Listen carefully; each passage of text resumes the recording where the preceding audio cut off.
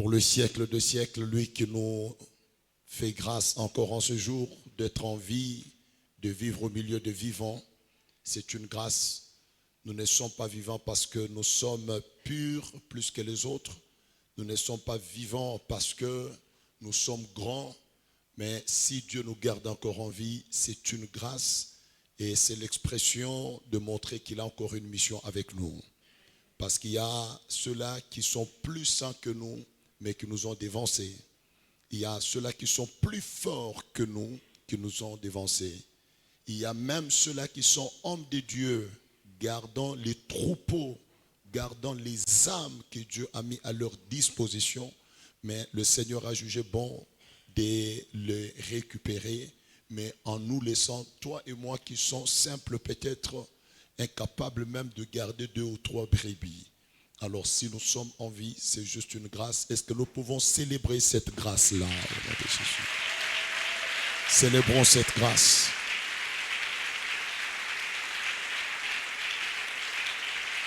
Que Dieu soit béni, qu'il reçoive la puissance et l'honneur. Permettez-moi de célébrer cet homme, comme je l'ai dit dans la semaine. Si tu veux savoir où tu vas, si tu veux savoir qui tu seras dans l'avenir, si tu veux savoir aussi détecter certaines choses que Dieu a planifiées dans ton avenir, regarde la qualité des personnes que Dieu place dans ton chemin. Alors si tu découvres la qualité des personnes que Dieu place dans ton chemin, alors comprends que voilà les choses que le Seigneur fera avec toi dans la suite de temps. C'est pourquoi je demande à l'Église de joindre le demain pour célébrer notre Père et l'ange de cette grande paroisse, le révérend prophète Samson Kachama, ensemble avec notre maman Bijou. Papa, nous vous aimons tant. Vous êtes précieux pour nous. Vous êtes un repère. Je ne vous ai pas connu aujourd'hui, depuis très longtemps. Et vous m'aviez soutenu au début du ministère. Alors que la Mevas et Obor était informe et vide, je me rappelle à cette époque-là, il n'y avait rien comme un bâtiment érigé là, mais vous aviez accepté de venir nous bénir. C'était 2 ou 3 jours, vous avez disposé de votre temps. Et vous êtes venus avec toute simplicité, vous avez travaillé avec toute efficacité. Et les résultats sont là aujourd'hui. Nous sommes très ravis de vous avoir. Ma prière, c'est que Dieu vous garde le plus longtemps que possible parce que vos conseils, vos principes, votre expérience nous permet une fois de plus de nous réaligner dans le chemin droit de l'Éternel. Quelqu'un m'a dit, un vieillard qui est assis voit plus loin qu'un jeune qui est debout. Ce n'est pas parce qu'on est debout qu'on peut voir loin. Mais un vieillard peut être assis et il peut te dire, petit, là où tu pars, tu vas trouver, il y aura une vallée. Mais toi, tu es debout, tu ne vois pas la vallée. Alors, nous sommes très ravis. Vos conseils sont vraiment les bienvenus à tout moment.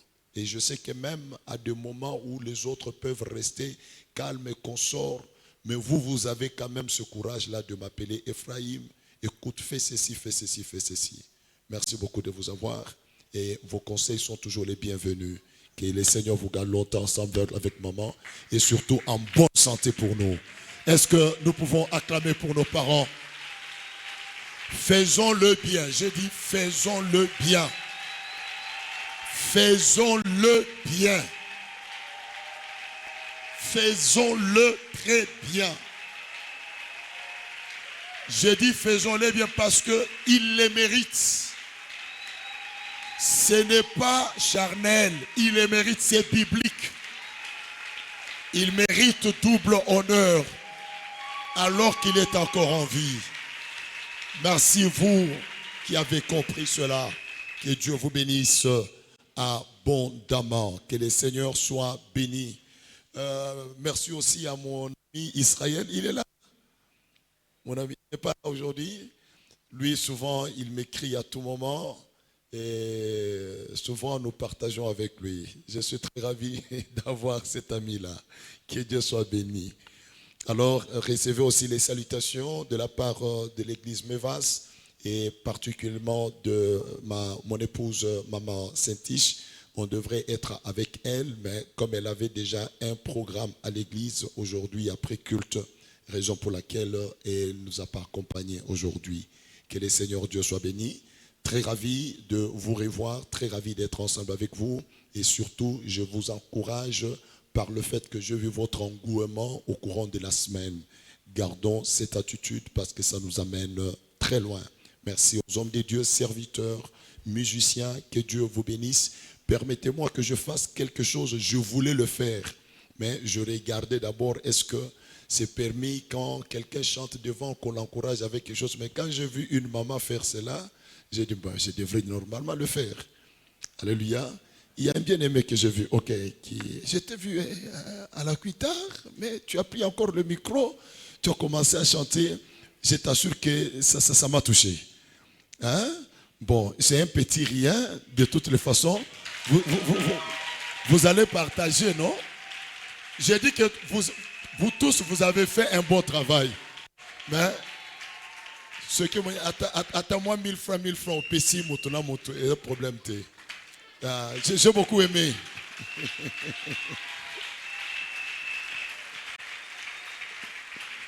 Non, sa manière de chanter m'a emporté un peu. Hein? M'a emporté. Et puis je le vois, il retourne encore à la guitare. J'ai dit, mais il est fantastique, ce monsieur ici. Mais le travail a été formidable. A été formidable. Est-ce qu'on peut acclamer très fort? Eh bien, que Dieu soit béni. Nous allons partir si vite dans notre premier culte avec ces thèmes. Je modifie un petit peu, c'est toute la semaine, j'étais en train de parler de la prière, la prière qui est comme une clé, alors qui nous permet de conquérir, d'entrer dans la conquête tout en étant dans la royauté. Être dans la royauté, c'est une chose, mais conquérir par la royauté en est une autre. Quelqu'un me donne un bon amen? Oui, tous nous sommes les fils du royaume. Nous sommes les fils du royaume. Maintenant, conquérir par la royauté, c'est une autre chose, c'est une autre dimension.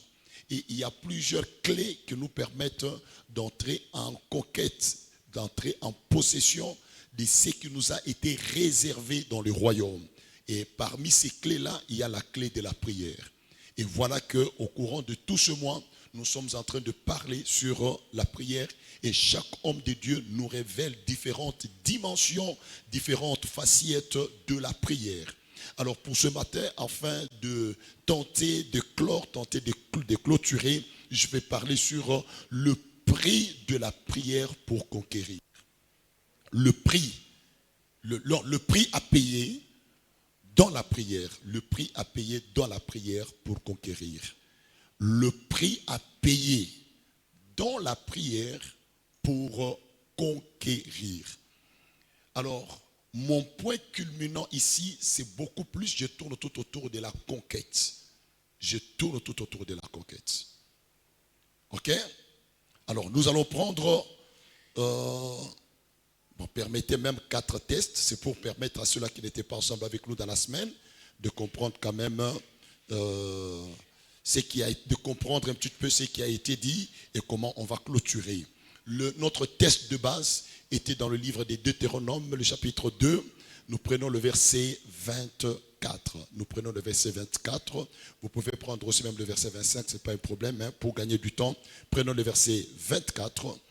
Et nous prenons aussi le livre de Marc. Marc, ce sont les 2 livres qu'on a lus au courant de la semaine. Marc, le chapitre 10, le verset 35 jusqu'au verset 40. Le verset 35 jusqu'au verset 40. Alors aujourd'hui, je vais ajouter Juge 20, mais nous n'allons pas lire ça. C'est une histoire. Si vous voulez, à la maison, faites cette lecture-là. Tous les chapitres, disons, tous les chapitres, parce que c'est une histoire. Faites toute la lecture.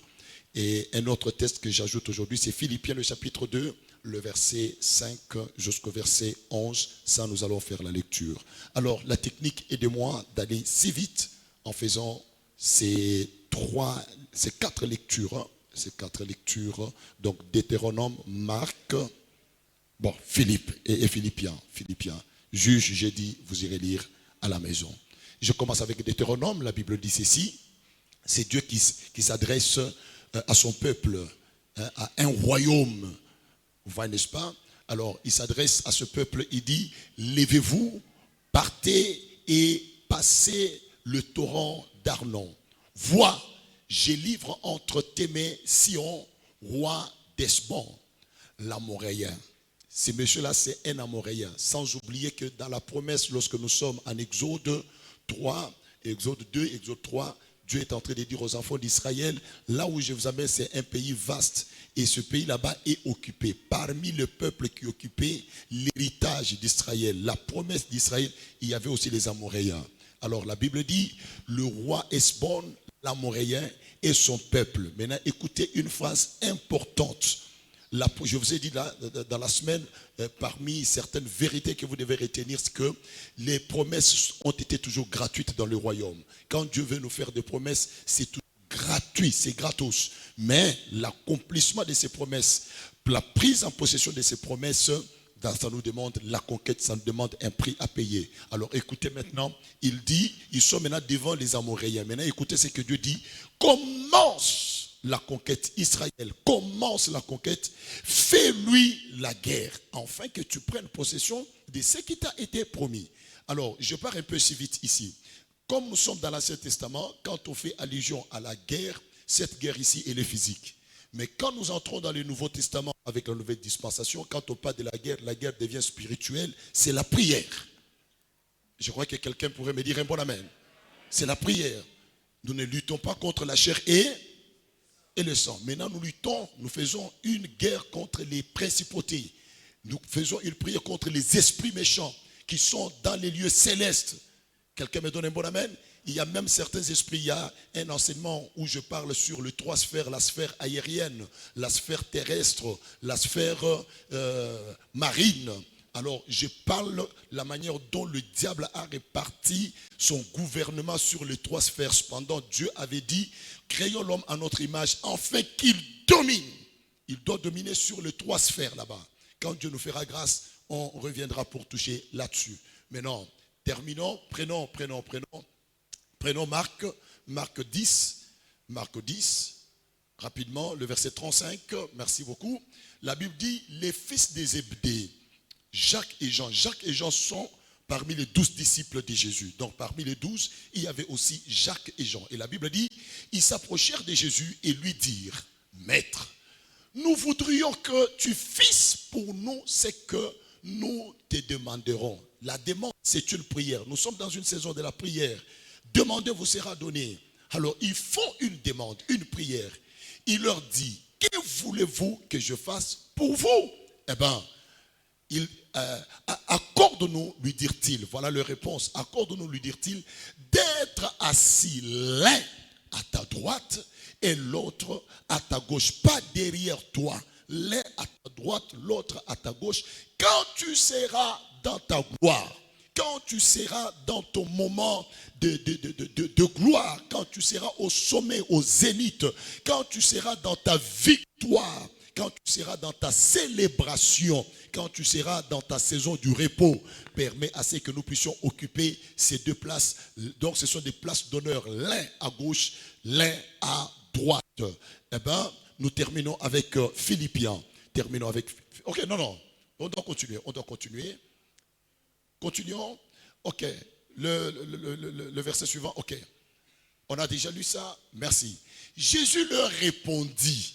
Jésus répond, il dit, vous ne savez ce que vous demandez. À deux fois, nous les chrétiens, nous demandons à Dieu des choses que nous ne comprenons pas. Alors écoutez ce que Jésus, qui est la solution à tout problème, dit. Jésus leur répondit, vous ne savez ce que vous demandez. Vous pouvez boire la coupe que je dois boire. Donc il y a certaines choses, vous ne pouvez pas les obtenir tout simplement parce que vous avez demandé. Mais sachez que ces choses que vous demandez sont conditionnées par une coupe à boire. Ou être baptisé du baptême dont je dois être baptisé. Les deux éléments ici parlent d'un prix à payer. Je n'entre pas en profondeur. Parle déjà d'un prix qu'il faut payer. Quand il parle de la coupe à boire, vous allez vous rappeler quand il était à Gethsémane, il a dit, éloigne cette coupe de moi. C'était un moment de sacrifice. c'était une coupe de sacrifice. La souffrance, c'était un moment où il allait payer le prix. Il nous a achetés par le sang. Il a payé le prix. Voilà, c'est cette coupe ici dont il est en train de parler. Ou être baptisé du baptême dont je dois être baptisé. Il parle toujours du même événement. Le baptême de la souffrance, le baptême des difficultés où quelqu'un peut rester nu. Un sauveur, mais qui reste nu à la croix. Un sauveur, quelqu'un qui est venu pour nous sauver. Un fils de Dieu, mais qui meurt à la croix. Or, à cette époque-là, celui qui mort à la croix, c'est un maudit. Mais comment vous célébrez? Vous dites que celui qui est mort à la croix, c'est un Dieu. C'est un sauveur, alors qu'il est mort à la croix. À cette époque-là, celui qui meurt à la croix, c'est une personne maudite. Mais vous, c'est pourquoi l'apôtre Paul dit, la prédication de la croix, c'est une puissance pour nous qui sommes en Christ. Mais pour ceux-là qui ne sont pas sauvés, c'est quoi? C'est de la folie, parce que vous ne pouvez pas diviniser, vous ne pouvez pas élever, vous ne pouvez pas adorer quelqu'un qui est mort à la croix. Parce qu'à cette époque-là, à la croix, quand tu meurs à la croix, mais non, mais tu es un condamné à la mort. Tu ne mérites même pas d'être célébré. Mais vous célébrez quelqu'un qui est mort à la croix. Vous voyez, c'est tout un baptême. Alors, il termine en disant, dont je dois être baptisé. Terminons. Oh, ok, remonte avec le verset 39, on n'a pas terminé. Et Jésus leur répond, est-ce que c'est ça? Retourne avec 28, tu pars si vite. 28, non, comment? 38 quoi? 38. 38. Ok. Jésus a répondu, vous ne savez ce que vous demandez. Pouvez-vous boire la coupe que je dois boire ou être baptisé du baptême dont je dois être baptisé? Nous le pouvons, c'est la phrase dont je cherchais. Nous le pouvons, dire-t-il, c'est que nous sommes prêts à payer le prix. Come on.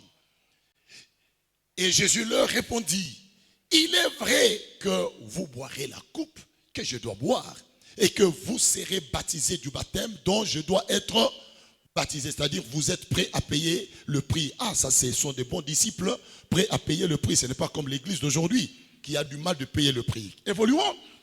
Jésus, ok,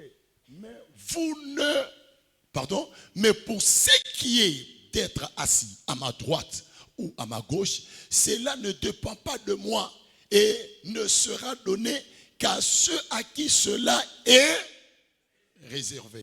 C'est comme ça que j'avais clôturé le vendredi en disant, oui, prier c'est important, il faut prier. 2, la prière, il faut toujours l'accompagner avec du sacrifice, il faut payer le prix. 3, ça ne suffit pas aussi de payer le prix, mais il faut savoir ce que nous demandons, ce que nous désirons. Est-ce que ça nous a été réservé? Parce que si tu veux conquérir quelque chose qui ne t'a jamais été réservé, sache-le bien que tu ne l'auras pas.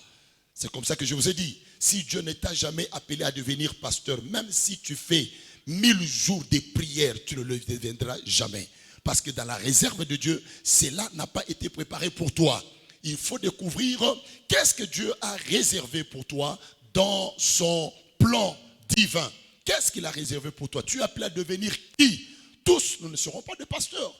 Tous, nous ne serons pas des commerçants. Tous, nous ne serons pas des ingénieurs. Chacun doit découvrir dans le plan de Dieu qu'est-ce que Dieu avait réservé pour lui. Alors, demande ce qui t'a été réservé. Fais des sacrifices pour ce qui t'a été réservé. Quelqu'un me donne un bon amen? Que l'Éternel Dieu vous bénisse abondamment. Nous acclamons au nom de Jésus. Acclame très bien, acclame très bien. Et avant de commencer ce matin, dans quelques minutes, je déclare au nom de Jésus-Christ que ce qui t'a été réservé par le Seigneur, tu entreras en possession de cela. Tu ne mourras pas sans posséder ce qui t'a été réservé. Dis à ton voisin, il y a des choses précieuses que Dieu a réservées pour toi. Non, Yebisaye, oh, n'aie pas honte, c'est ton frère, c'est ta soeur. Dis-lui qu'il y a des choses précieuses que Dieu a réservées pour toi. Dis-lui, devant toi, il y a le meilleur qui t'attend. Dis-lui, oublie le passé, devant toi, il y a de bonnes choses. La grandeur t'attend devant. La gloire t'attend devant. Oublie les concombres de l'Égypte. Il y a le lait et le miel qui t'attendent. Il y a les grandes choses qui t'attendent dans ton avenir. J'ai béni celui qui croit en son avenir glorieux. Dans le nom de Jésus de Nazareth. Quelqu'un me donne un bon amen? Alors, terminons avec Philippiens 2, 5 à 11. Terminons avec ça. Terminons. Philippiens 2, c'est un texte que vous maîtrisez aussi. Philippiens 2, 5 à 11, la Bible dit, ayez en vous, église du Seigneur, ayez en vous les sentiments qui étaient en... Pas les sentiments de ton grand-père, pas les sentiments de ta mère. Non, ayez en vous les sentiments qui étaient en qui? En Jésus-Christ. Lequel existant en forme de qui? De Dieu. Il était Dieu. N'a point regardé comme une proie à arracher d'être égal à qui?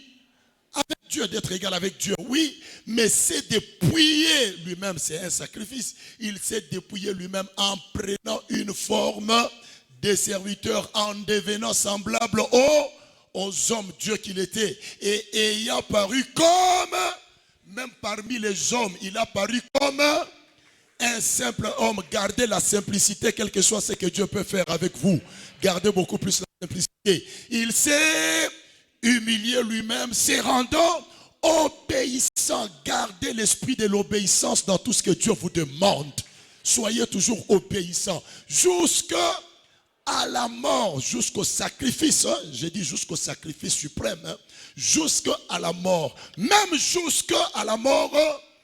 Quand on précise la croix, cela veut dire ce n'est pas n'importe quelle mort, c'est une mort honteuse. C'est pourquoi on précise jusqu'à la mort de la croix. Jésus pouvait dire, Dieu, tue-moi même dans la maison que je meurs, comment il m'enterrer. Mais mourir à la croix, tout le monde te voit, tout le monde voit ta dignité. Ça, c'est une autre dimension de la mort. Terminons.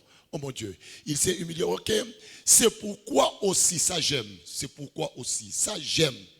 Ça j'aime. C'est important. C'est pourquoi aussi, Dieu l'a souverainement élevé et lui a donné le nom qui est au-dessus. Ces choses sont venues avant le sacrifice ou bien après le sacrifice? Je vous pose la question. Dieu l'a souverainement élevé avant le sacrifice ou bien après le sacrifice? Après le sacrifice, oui. Dieu l'a souverainement élevé et lui a donné le nom qui est au-dessus de tout nom. Oui. Afin qu'au nom de Jésus, tout genou fasse quoi? Fléchisse où? Dans les cieux, ou sur la terre et sous la terre. Come on. Et que toute langue confesse que Jésus-Christ est Seigneur à la gloire de Dieu. Acclamons pour notre Seigneur Jésus. J'ai dit acclamons pour notre Seigneur Jésus. Acclamons pour celui qui est au-dessus de la sorcellerie, au-dessus de la magie, au-dessus des principautés, au-dessus des autorités, au-dessus des puissances infernales, au-dessus de ta maladie, au-dessus de tes problèmes. Jésus est au-dessus, au-dessus de l'Église, au-dessus du Congo, au-dessus des États-Unis, au-dessus des avions. Même quand l'avion montera avec toi, sache que Jésus est au-dessus de l'avion, au-dessus de toute maladie. Est-ce qu'on peut acclamer en disant Jésus, tu es digne? Disons Jésus, tu es digne. Merci, on peut s'asseoir. Si tu reconnais que Jésus est digne, avec cette forte adoration et louange, que les vrais adorateurs qui reconnaissent que Jésus est au-dessus de tout, prenons tous nos offrandes d'adoration, venons déposer. Je parle aux vrais adorateurs rapidement. Le vrai adorateur dont j'ai parlé dans la semaine. Ne regarde pas celui qui est à tes côtés. Oh. Si tu sais que tu es un vrai adorateur, prends et viens déposer. Dis à Jésus, tu es au-dessus de tout. Tu es au-dessus de tout, Jésus. Tu es au-dessus de mes problèmes. Tu es au-dessus de mes difficultés. Oui, rapidement. Je parle aux vrais adorateurs seulement. Les vrais adorateurs. La Bible dit, il est à la recherche des vrais, pas des adorateurs. Lisez très bien. La Bible ne dit pas que Jésus est à la recherche des adorateurs. Non, il est à la recherche des vrais adorateurs. Donc la qualité la qualité. Et je ne veux pas qu'un jour au ciel, qu'on puisse approcher les mages et que Dieu me dise, tu vois, les mages ici ne me connaissaient pas, mais quand ils ont vu l'étoile de Jésus, ils ont pris leur présent pour venir l'adorer. Comment les mages qui ne connaissaient pas Dieu, mais pour adorer Jésus, quand ils ont découvert son étoile, ils ont pris leur présent. L'adoration ne doit pas s'arrêter seulement à la musique, ne doit pas s'arrêter seulement aux mots, aux belles paroles. Elle doit s'accompagner avec nos sacrifices. Abraham dit, restez au pied de la montagne. Moi et les jeunes hommes, nous montons pour adorer. Pour la première fois que le verbe adorer apparaît dans la Bible. Et qu'est-ce qu'il appelait adorer? Aller sacrifier, aller donner à Dieu ce qu'il aime, aller donner à Dieu le meilleur qu'il avait. Voilà les vrais adorateurs. Ils sont à mesure de donner à Dieu les meilleurs qu'ils ont, les présents qu'ils ont. Prends ton présent et viens donner à l'éternel Dieu. Nous acclamons très fort au nom de Jésus. Que l'éternel Dieu vous bénisse abondamment. Donc, le prix à payer dans la prière pour conquérir. Nous devons conquérir. Mais pour conquérir, il nous faut la prière et cette prière nous exige des sacrifices. Alors, écoutez-moi très bien, pour ceux-là qui n'étaient pas dans la semaine, Dieu voit la souffrance des enfants d'Israël, il descend et il dit, j'ai vu. Et il montre un tableau de la destinée, un tableau meilleur, magnifique. Il leur dit, je vous amène dans un pays où coule les laits et le miel. Ah, je croyais que les enfants de Dieu étaient dans la joie en disant, ah, ça c'est gratos, Dieu nous amène dans un pays où coule les laits et le miel. Ça c'est une bonne chose. Il montre un tableau merveilleux. Et voilà, ils quittent l'Égypte. Ils font la marche du désert. Mais quand c'est la saison maintenant d'entrer dans cette terre promise, cette terre du repos, voilà ce que Dieu leur dit. Ok, Israël, commence la conquête. Oh mon Dieu, mais tu nous as promis c'était gratuitement. Maintenant pour posséder, tu nous dis de commencer quoi? La conquête, de commencer la conquête. Et de deux, il accompagne cela en disant que faites à ces gens-là la guerre, combattez-les. Que le Seigneur Dieu vous bénisse. Et je vous ai dit, c'est un principe établi dans le royaume. Dieu nous a perdus depuis le jardin d'Éden. L'homme a été chassé du jardin d'Éden. Dieu nous a perdus. Mais pour nous racheter, pour nous avoir, ça a coûté à Jésus un prix. Il a payé le prix à la croix pour nous reconquérir, pour nous avoir. Si aujourd'hui nous sommes tels qu'on est là, enfants de Dieu, c'est parce qu'il y a quelqu'un qui a payé le prix à la croix. Si Jésus n'avait pas payé le prix à la croix, on n'allait pas se réunir tel que nous sommes là. Quelqu'un me donne un bon amen. Alors vous allez comprendre qu'il n'y a pas de conquête sans paiement.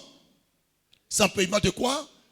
De prix. Sans paiement de prix. Et quand on fait allusion à la guerre, on fait allusion à une dimension de la prière. Prière, c'est demander. Prière, c'est entrer en connexion avec Dieu. Prière, c'est aussi combattre. C'est battre pour avoir aussi ce que Dieu a prévu pour vous. Alors, qu'est-ce que j'appelle conquête? Je reprends pour ceux-là qui n'étaient pas ensemble avec nous dans la semaine. La conquête, selon le monde, c'est avoir la force, les armes et autres consorts. Vous pouvez avoir toutes ces définitions là-bas. Mais ici, il est question de la conquête selon Dieu. J'ai défini la conquête selon Dieu comme étant la prise en possession ou l'obtention de ce que Dieu nous avait réservé. Vous ne pouvez pas conquérir selon Dieu sans connaître qu'est-ce qu'il vous avait réservé. Israël entre en conquête de Canaan parce que Canaan lui a été réservé. Parce que Canaan lui a été réservé. Lorsqu'ils étaient devant certaines nations, Dieu a dit, contournez cette montagne parce que ce territoire ici ne vous appartient pas. Donc, n'entrez pas dans la conquête de ce qui n'est pas à vous. Mais si vous sentez que ça c'est à nous, oh, faites des sacrifices.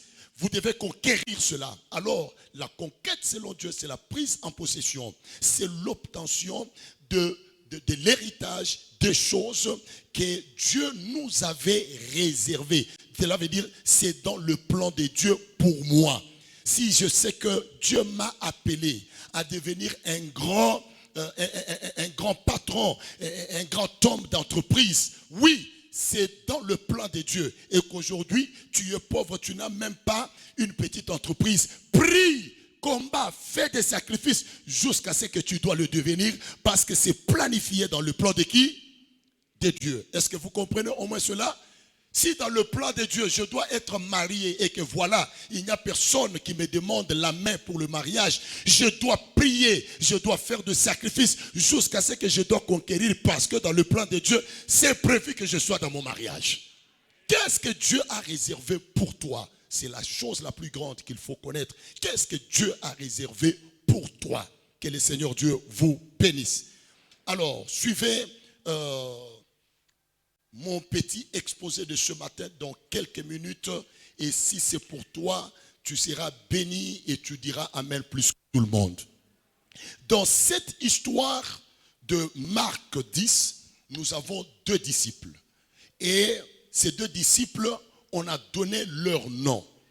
Ces deux disciples ont eu l'audace, le pouvoir, le kilo d'aller voir Jésus. Et ils ont introduit leur demande, soit leur prière. Et la Bible dit, c'était Jacques et Jean. Déjà, juste en leur nommant Jacques et Jean, nous comprenons que Jacques était plus âgé que Jean. Parce que selon la culture juive, la personne qu'on met à la tête devient supérieure. Elle peut devenir supérieure sur le plan spirituel, soit sur le plan aussi biologique, l'aîné de la famille. Quelqu'un me donne un bon amen? La Bible ne dit pas Jean et Jacques, mais la Bible dit Jacques et qui? Et Jean. Donc Jacques est supposé être l'aîné et que Jean est supposé être le cadet, soit Jean et Jacques est supposé être le plus âgé et Jean est supposé être le plus jeune. Alors, par leur nom d'abord, quand on parle de Jacques, Jacques veut tout simplement dire Jacob. C'est le même mot, Jacob, Jacques. Ça veut dire Jacob. Jacob qui veut dire supplanteur. En d'autres termes, quelqu'un qui a le désir, le vouloir de prendre possession d'une place. Est-ce que vous me suivez très bien? Les supplanteurs. Je dois prendre possession d'une place. Je dois occuper. Autrement dit, il est symbolisé par un vouloir, un désir. Et chacun de nous a un vouloir. Chacun de nous a un désir. Personne ne venu en ces lieux sans aucun désir. Vrai ou faux? Parce que si Jésus te pose la question, que veux-tu que je fasse de toi? N'est-ce pas, tu vas manifester ton désir, ton vouloir? Eh bien, mon bien-aimé, celui qui l'aveugle, c'est qui encore? Bartimée. Il a crié. Jésus s'est arrêté à lui dire, amenez-le ici. Eh bien aimé, ok, que veux-tu que je fasse pour toi? Il a manifesté son désir. Et qu'est-ce qu'il a dit? Que je recouvre la vue. Il l'a accordé, oui ou non? Et Dieu l'a accordé, c'est un désir. Tu ne peux pas vivre sur la terre sans désir. Quelqu'un me donne un bon amen? Donc Jacques symbolise le désir, le vouloir. Deuxièmement, nous avons la deuxième personne ou bien le deuxième personnage, c'est Jean. Jean qui veut dire Dieu a fait grâce. Alléluia.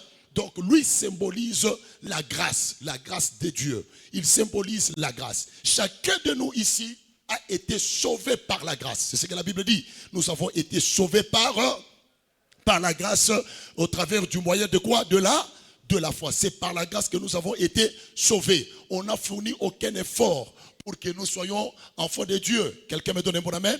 Dieu nous a sauvés. Il est mort pour nous avant qu'on naisse même. Il y a de cela 2000 ans, papa, que Jésus est mort à la croix pour toi. Donc, avant même que tes ancêtres n'existent, Jésus, lui, est mort pour toi. Donc, c'est une grâce. Quelqu'un me donne un bon amen? Donc, nous avons devant Jésus deux éléments.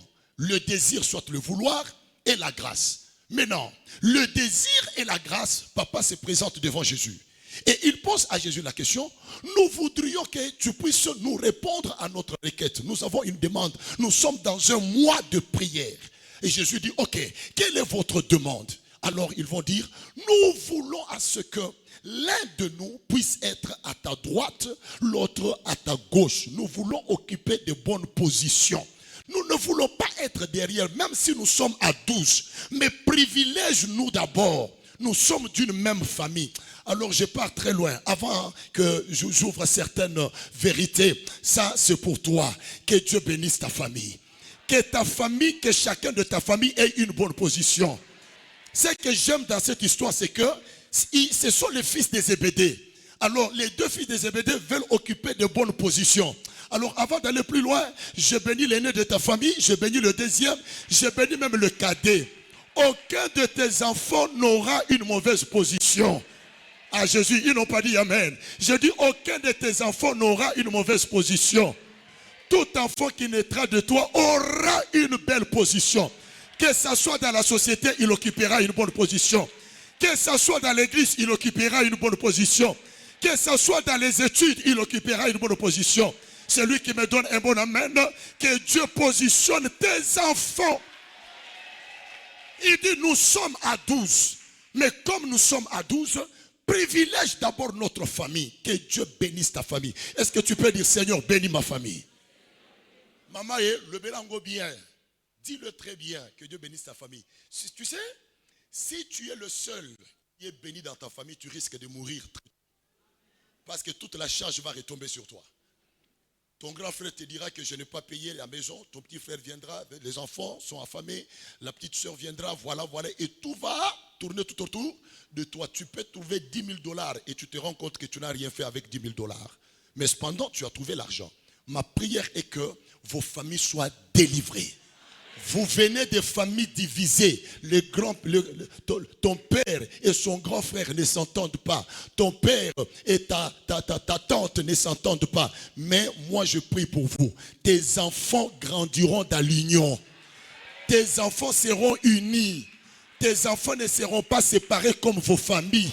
C'est lui qui me donne un bon amen. Que Dieu garde tes enfants dans l'unité. Est-ce que tu peux dire ça c'est pour moi? Ça c'est pour mes enfants. Mes enfants ne vivront jamais dans la séparation. Ils seront unis jusque dans leur vieillesse.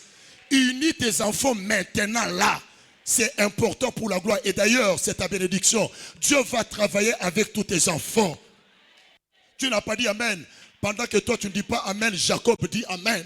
Il dit, mon grand-père, le patriarche Abraham, il a eu, pas un enfant, il en a eu, je crois, 7.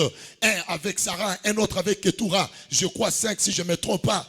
Pardon, qu'est-ce que je voulais dire? 5 avec Ketura, un avec Sarah, un avec Agar. C'est ça, n'est-ce pas? Presque 7 enfants, si je ne me trompe pas. Alléluia. Est-ce que Dieu a travaillé avec les 7 enfants? Non. Dieu a choisi un seul et il a travaillé avec lui. Voilà qu'Isaac à son tour, il n'avait même pas 2 femmes, il n'avait qu'une seule femme. Et il a eu combien d'enfants? 2 enfants. Et Dieu dit, j'ai haï qui? Ésaü. Et j'ai aimé qui? Jacob. Dieu a travaillé avec qui?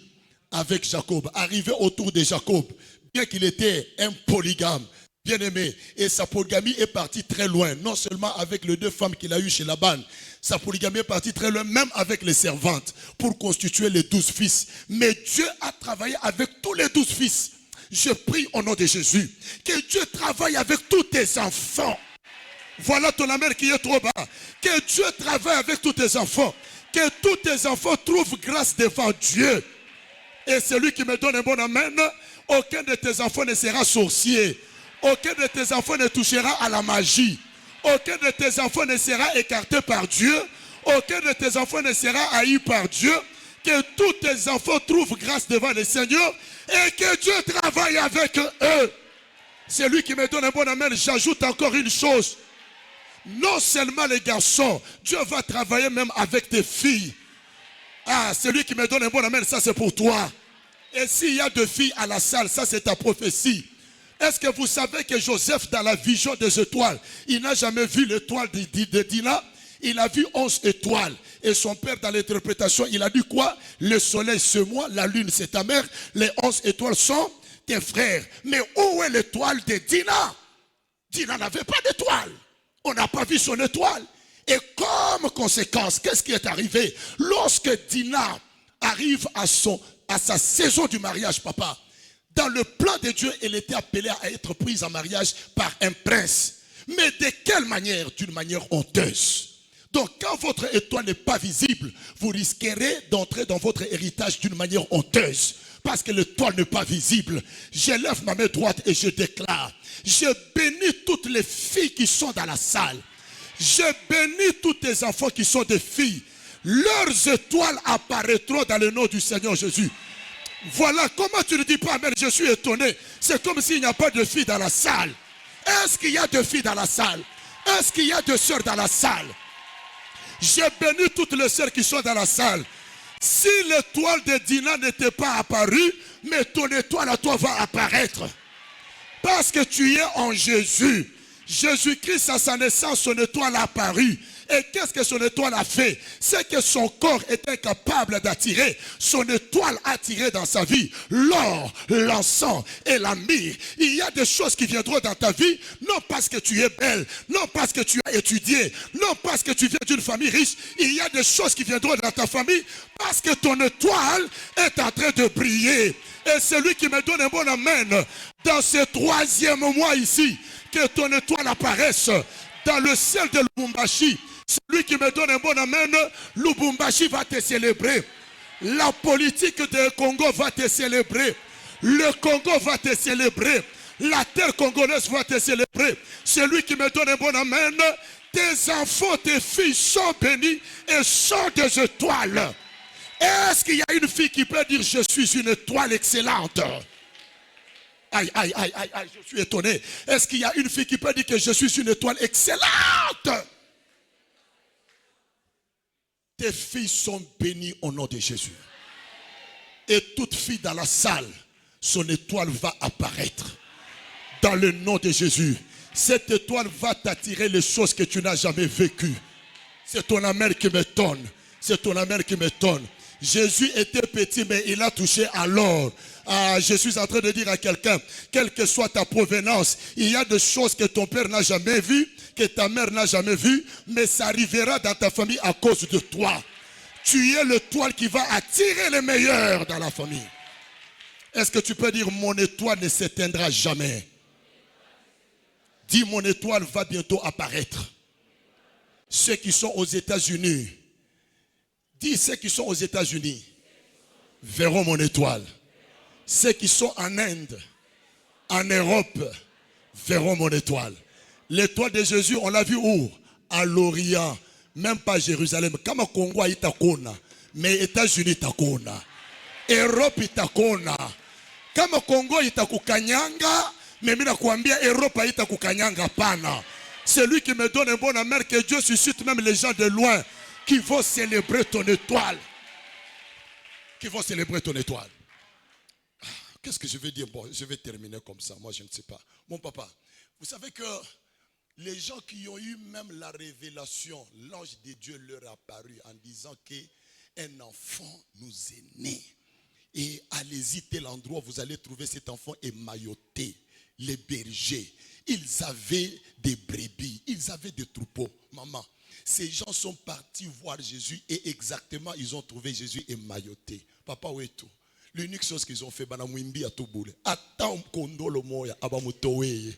Na vile banamwimbi kisha banatoka banenda, banamwacha Yesu kuna nunka paka parfum ya ba nyama. Mais lorsque les mages arrivent, il y avait l'encens. Nous allons changer l'odeur de Jésus. Il y avait l'encens, il y avait la myrrhe, l'huile, il y avait quoi? Il y avait l'or. Nous allons te rendre riche. Papa, Congo peut venir chanter pour vous. Papa Samson, un homme fort, mais il ne faut absolument rien. Que Dieu suscite une qualité de personne qui reconnaissent votre autorité, votre étoile, et ils accompagnent ça avec des actions.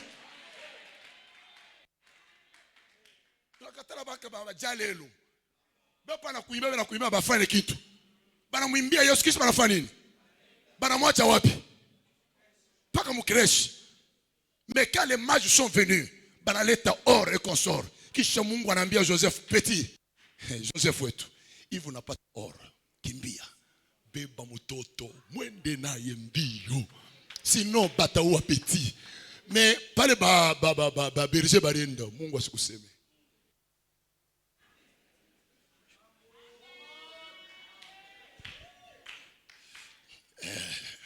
Uyasema kama unapata makuta maprofesia mingi tena itaanza kufa. Unaona ba pauvre maprofesia mingi abaifiki yake.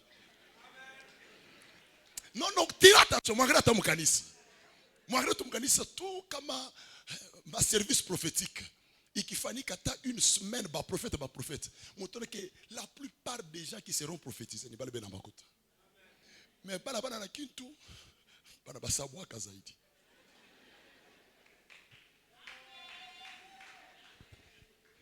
Mungu akupatie makuta cha mizaa.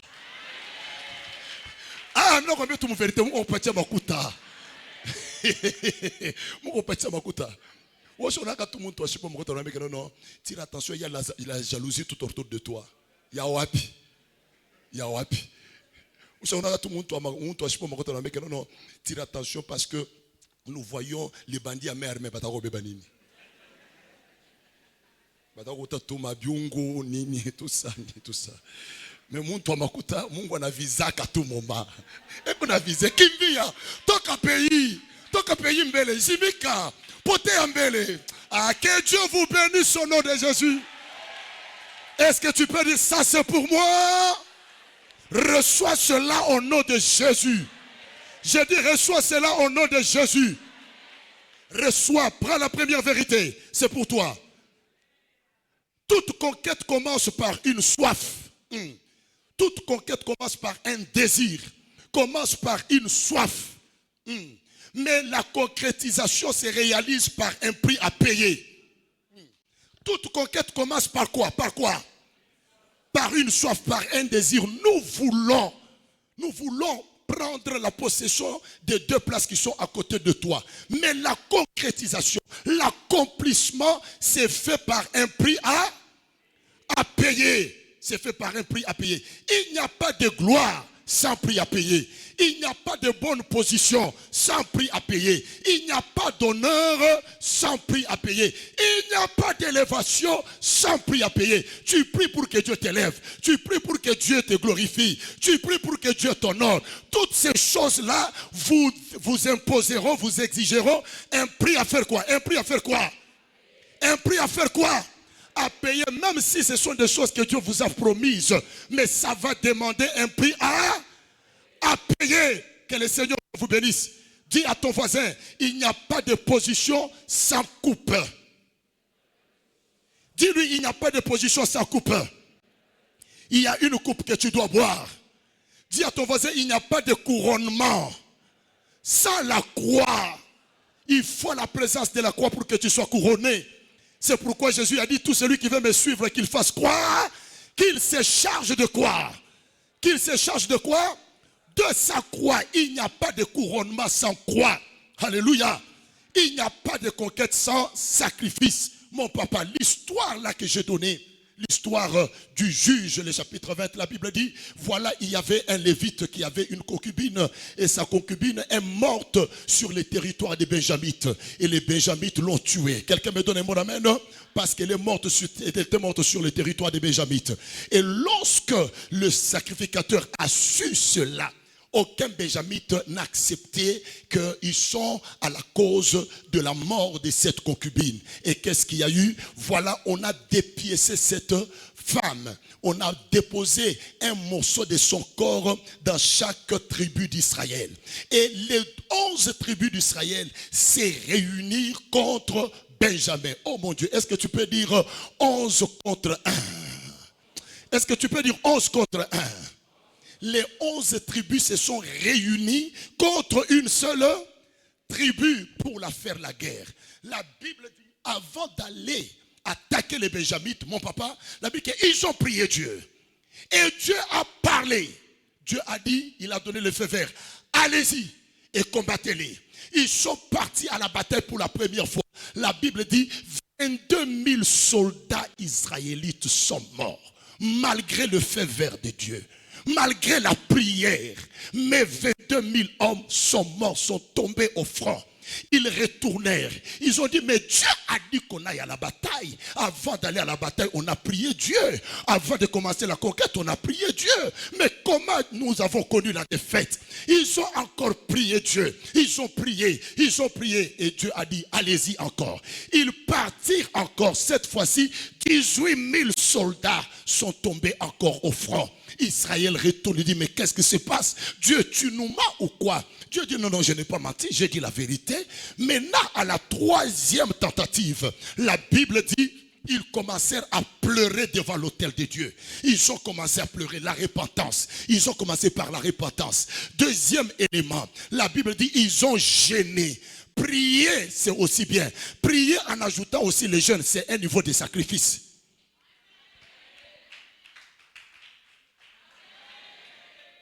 Me donne un bon amen. Que Dieu vous bénisse. Même si on dit nous sommes dans un mois de prière, si on ne donne pas l'orientation des jeunes, si tu sens en toi qu'il faut que je gêne, gêne. Les jeunes ne doivent pas être seulement collectifs. Il y a des jeunes aussi qui sont personnels. Dans cette prière, dans ce mois de prière, moi cette semaine ici, je vais dormir par terre. Moi cette semaine ici, je vais jeûner. C'est aussi un niveau de sacrifice. Je termine. La troisième des choses, la Bible dit, après avoir pleuré, cela veut dire la repentance. Après avoir jeûné, la Bible dit, ils ont fait des sacrifices à Dieu. Papa, ils ont fait des sacrifices, ils ont déposé des holocaustes. Maintenant, cette fois-ci, la Bible dit, quand ils sont partis, Benjamin a été livré entre les mains des enfants d'Israël. Alors, qu'est-ce que Dieu attendait de tout ce temps ici? Prier, ils ont prié. Dieu a donné le feu vert, mais il n'y avait pas la victoire. Alors pourquoi il n'y avait que l'échec? Cela veut dire Dieu attendait quoi? Il attendait le prix à payer. Cela veut dire qu'il y a certaines choses pour les conquérir, il faut payer le prix. Si vous ne payez pas le prix, il n'y aura pas la victoire. C'est comme ça qu'il y a des gens qui disent, j'ai beaucoup prié, mais il n'y a rien. Oui, tu as beaucoup prié. Est-ce que tu as accompagné ta prière avec des sacrifices? Je termine. Dieu dit à Abraham, quitte ton pays. Il quitte ton pays. Il arrive en Canaan. La Bible dit, Abraham a parcouru Canaan et il s'est rendu compte qu'il y avait des Cananéens. Et Dieu lui dit, tu vois la terre sur laquelle tu es, je te la donne. À toi et à ta descendance, ta postérité. Lisez la Bible. La Bible dit, Abraham bâtit là. Je suis dans le livre de Genèse, le chapitre 12, au verset 7 déjà. La Bible dit, Abraham, papa, bâtit là un autel à l'Éternel et il l'invoqua. Qui avait dit à Abraham de bâtir l'autel? Dieu ne lui a pas demandé ça. Mais qui a dit à Abraham de bâtir l'autel?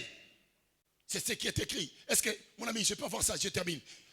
Le verset 8, et non, le verset 7. L'Éternel apparut à Abraham et dit, je donnerai ce pays à ta possession. Or, le pays était vierge ou bien était occupé. Je vous ai dit dans la semaine, la plupart des choses que Dieu nous promet sont toujours occupées. Maintenant, comment les conquérir? Ça va demander une bataille. Et cette bataille-là, la conquête-là, va vous demander des sacrifices. La Bible dit, il a trouvé qu'il y avait des Cananéens. Je donnerai ce pays à ta... Non, commence avec 6. Abraham parcourut, cela veut dire, il a fait l'étude spirituelle de la contrée. Abraham parcourut le pays jusqu'au lieu nommé Sichem et jusqu'au chêne de Morée. Les Cananéens étaient alors dans le pays. Cela veut dire, il a découvert un peuple qui occupait déjà quoi? Le pays. Mais Dieu lui dit, c'est ici où je vais te donner un pays qui est déjà comment? Occupé. Le verset 7, l'Éternel apparut à Abraham et dit, je donnerai ce pays à qui? À ta postérité. C'est déjà un héritage pour Israël. Et Abraham fait quoi? Qui a dit à Abraham de bâtir un hôtel? Pardon? Qui a dit? Dieu a dit, je te donne. Mais qui a dit à Abraham de bâtir l'autel? Dieu peut te dire que je vais t'élever. Et puis tu restes calme. Le prophète a dit que Dieu va m'introduire dans une saison de gloire. Maintenant toi tu restes calme. Et tu attends que ça s'accomplisse comme ça. Quand Abraham a écouté seulement cette voix, c'est une prophétie. Hein? Je donnerai ce pays à ta postérité. La Bible. Or, et ici, Abraham est stérile, papa. Il n'avait pas d'enfant. Mais il écoute la voix de Dieu qui dit à ta postérité. Cela veut dire, dans mon avenir, je ne mourrai pas stérile. Dieu a déjà prévu des enfants, quand bien même je suis menacé par la stérilité. Mais comme Dieu parle déjà de la postérité, la Bible dit, et Abraham bâtit là quoi? Un autel à l'Éternel qui lui était apparu. Ce n'est pas seulement une seule fois. Écoutez, parce que vous n'avez pas l'esprit d'Abraham. Le verset 8, il s'est transporté, parce que dans mes enseignements souvent je parle des 4 autels d'Abraham. Il s'est transporté de là et vers la montagne, à l'orient de Bethel. Et il dressa ses tentes ayant Bethel à l'occident et Aïe à l'orient. Ok, lisons ensemble. Quand on dit il bâtit encore, cela veut dire il avait fait quoi? Il avait déjà bâti. Qui l'avait dit de bâtir encore? Qui l'avait dit de donner encore? Dis à ton voisin, je donnerai encore. Dis encore, s'il faut donner les ciments, je donnerai encore. S'il faut acheter de nouvelles chaises, j'achèterai encore. Et dis à ton voisin, je le ferai encore. La Bible dit, il bâtit encore la quoi? Un autel à qui? À l'Éternel. Et il invoqua le nom de qui? Et l'Éternel. Il a bâti 4 hôtels. Quand je reviendrai, peut-être je parlerai sur les 4 hôtels. Il a bâti, c'est qu'Abraham était un homme, était un bâtisseur de l'hôtel. Et le secret que tu dois retenir aujourd'hui, un bâtisseur de l'hôtel peut mourir, mais les effets de son hôtel ne meurent jamais. Tu n'as pas dit amen. Je répète en disant, un bâtisseur des hôtels peut faire quoi? Peut mourir, mais les effets de ces hôtels ne meurent jamais. Abraham est mort, Isaac est venu, mais un beau jour son petit-fils Jacob, qui fuyait son frère qui voulait le tuer, il arrive à un endroit, c'était à Bethel. La Bible dit, il se coucha là-bas. Il ne savait pas ce qui s'était passé dans les temps anciens. La Bible dit, cette nuit là-bas, Dieu lui est apparu et il lui dit, je suis le Dieu d'Abraham. Comment le Dieu d'Abraham s'est révélé seulement à Bethel? Parce qu'à Bethel, Abraham avait bâti là-bas le deuxième hôtel.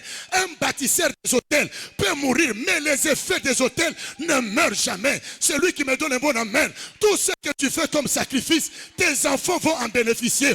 Tes petits-fils vont en bénéficier. Celui qui me donne un bon amen.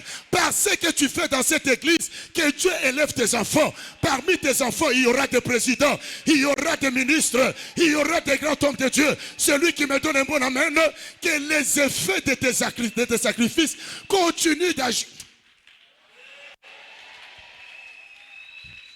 Est-ce que Jésus, physiquement parlant, il est là? Physiquement parlant, Jésus est là? Est-ce que les effets de l'autel continuent d'agir jusqu'à aujourd'hui? Les effets de la croix continuent d'agir? Si nous sommes sauvés, toi et moi, c'est à cause de quoi? Les effets de quoi? Un bâtisseur de l'autel peut mourir. Mais les effets de l'autel subsisteront de génération en génération. Que Dieu bénisse tous les prix que tu es en train de payer. Que Dieu bénisse tes sacrifices au nom de Jésus. Celui qui me donne un bon amen, reçoit la grâce dans le nom du Seigneur. Reçois la grâce au nom de Jésus. Soulève ta main, ça c'est pour toi. Dis à ton voisin, je peux avoir le désir. Je peux trouver grâce devant Dieu. Mais cela ne suffit pas. Il me faut un prix à payer. Jacques, c'est le désir. Jean, c'est la grâce. Mais ils veulent conquérir une place d'honneur. Mais pour le conquérir, il faut un sacrifice. Dis encore, la grâce ne suffit pas. Dis encore que le vouloir, le désir ne suffit pas. Il y a des sacrifices que tu dois encore faire. Afin d'occuper certains endroits, afin d'atteindre certains niveaux, afin de devenir quelqu'un de la société. Alors ce matin, je prie que Dieu exauce vos désirs, que Dieu exauce vos désirs, que Dieu mette sa main sur la grâce qu'il vous a faite au travers de vos sacrifices, dans le nom de Jésus-Christ. Soulève ta main, ça c'est pour toi. Ils ont désiré 2 places, et les 2 places qu'ils ont désirées, ils ont dit l'un à gauche et l'autre. Et l'autre, soulève ta main. Si c'est pour toi, tu diras amen plus que ton voisin. Pendant que nous sommes dans ce temple, dans ce premier culte, que la place qui est à côté, droite, s'ouvre maintenant pour toi. Ah oui, il y a ceux-là qui comprennent déjà. Il y a une place à la droite de Dieu. Et bientôt là, il y a des gens qui vont l'occuper. C'est comme ça que Proverbe 3 dit, à la droite de l'Éternel, il y a quoi? La longévité. Quand on parle de la droite, nous voyons la puissance, nous voyons la longévité. Soulève ta main. Je déclare, alors que je termine ce matin, que Dieu te rend puissant au nom de Jésus. Par cette prière, sois un prédicateur puissant, un commerçant puissant, un homme d'affaires puissant, un politicien puissant. Celui qui me donne un bon amen, que la puissance t'accompagne dans tout ce que tu feras. Deuxième élément, à la droite de l'Éternel, il y a quoi? La longévité, la longue vie. Je déclare, tu ne mourras pas précocement. Papa, ils ont refusé. Je dis que tu ne mourras pas précocement. On ne va pas enterrer les jeunes dans cette église. Celui qui me donne un bon amen occupe la place des gens qui vont vivre longtemps. Est-ce que tu peux dire je reçois la longévité? Déclare je reçois la longévité. Kama bakwana bapitisha que 50 ans. Ouais, ou t'as pitisha 50 ans. Ouais, ou t'as pas de 70 ans. Celui qui me donne un bon amen reçoit la longévité. Soulève ta main droite. Je croyais qu'il y a des gens dans la salle. Quand on déclare la longévité, tu viens, tu bâtis directement, tu scelles. C'est pour dire, moi je vais vivre longtemps. Quand mon père spirituel est mort, il n'a même pas atteint 50 ans. Dageli Grâce, vous le connaissez vous-même. Il n'a pas atteint 50 ans. Et moi je fais des prières, j'ai dit à Dieu, bongo. Maintenant moi, je dois aller au-delà de cela. Parce que c'est un combat. Alléluia. Toi tu iras au-delà. Tu es né, tu n'as jamais vu ton père. Ton père est mort tôt. Ta mère est morte tôt. Mais je dis que toi là, tes enfants te verront. Tes petits-enfants te verront. Tu ne mourras pas bientôt pour laisser tes enfants. Celui qui me donne un bon amen reçoit la longévité. Et la Bible dit à la gauche de l'Éternel, il y a quoi? Il y a quoi? Il y a quoi? Il y a la richesse. Pendant que je termine, je déclare, occupe la place qui est à la droite de Dieu. Et je déclare au nom de Jésus, recevez la richesse. Que la pauvreté disparaisse au milieu de vous. Tu es né dans une famille pauvre, mais tu ne mourras pas pauvre. Le Dieu de notre Père Samson Kachama, qu'il te rende le premier riche de ta famille. Que tu sois le millionnaire de ta famille. Dans le nom de Jésus de Nazareth. Soulève tes mains pendant que je vais approcher le Père pour bénir tous les enfants. J'ai besoin que tous nous puissions bâtir un hôtel. Tous, nous allons bâtir un hôtel pour ce temple ici. Et nous allons passer ici devant à genoux. Papa va prier pour nous parce que c'est le mois de prière. Il faut que le Père déclare. C'est le mois de prière sur votre vie. Quel est le sacrifice, le prix que tu peux payer? Quel est le sacrifice que tu peux payer?